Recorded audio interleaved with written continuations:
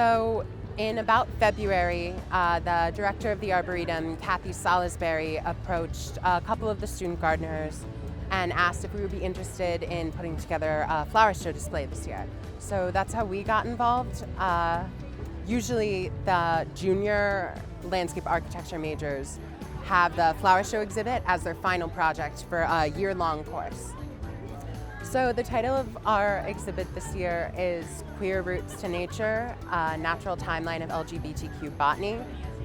When the four of us, Amelia Zabagay, Danny Locke, Grace Lenart, and I were all sitting down and brainstorming, we realized that all four of us are gay, and we sort of used that as a jumping off point.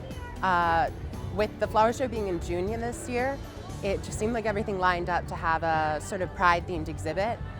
So generally, the display has a theme about how the natural world has influenced the history of LGBTQ history. Going back to the 6th century BC with Sappho, her display of love to her potential lovers would be a bouquet of violets.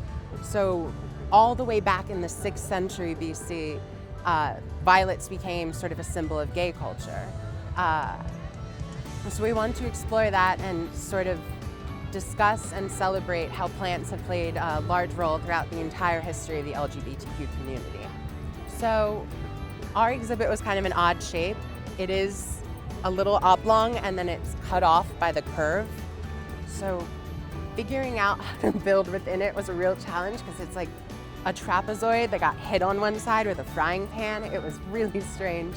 So we ended up reshaping our exhibit by using some of the fallen branches of trees that were downed in the tornado that the Ambler campus had earlier this year. So our exhibit is a little small to be walked through.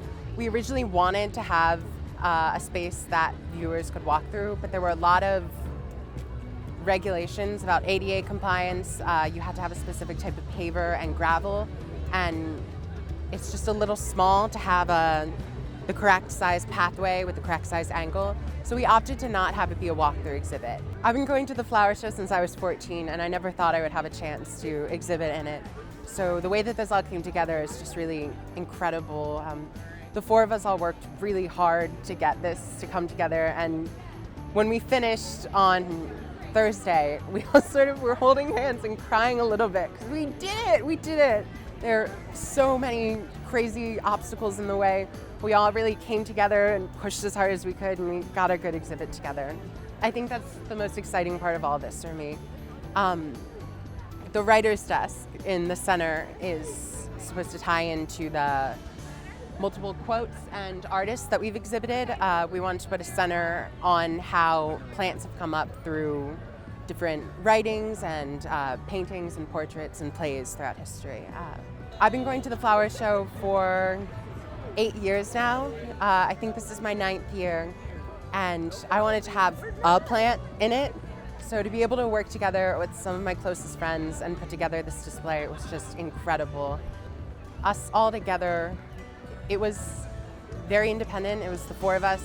We're all first timers in the flower show, so it was a lot of figuring things out, making mistakes, picking ourselves back up after. So that was exciting. The theme this year is in full bloom, and the way that we interpreted that is when a flower opens, it shows all of itself, and it benefits the world to be as open and as authentic as your true self as you can. And that's sort of what we wanted to say. I think what I want more than anything, when people see this, I want them to appreciate the beauty of it. There's so many different obstacles that we had to push through with the tornado earlier this year, severely impacting our campus.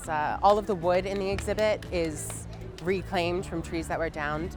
So a lot of it is beauty through the face of adversity. How many different opportunities that can come from challenge. It's also just pretty. It's a flower show. It looks nice. Yeah, I want people to feel calm. And if I could hope for one thing that people walk away from, it's that they understand the plants and people around them a little bit more than they did before.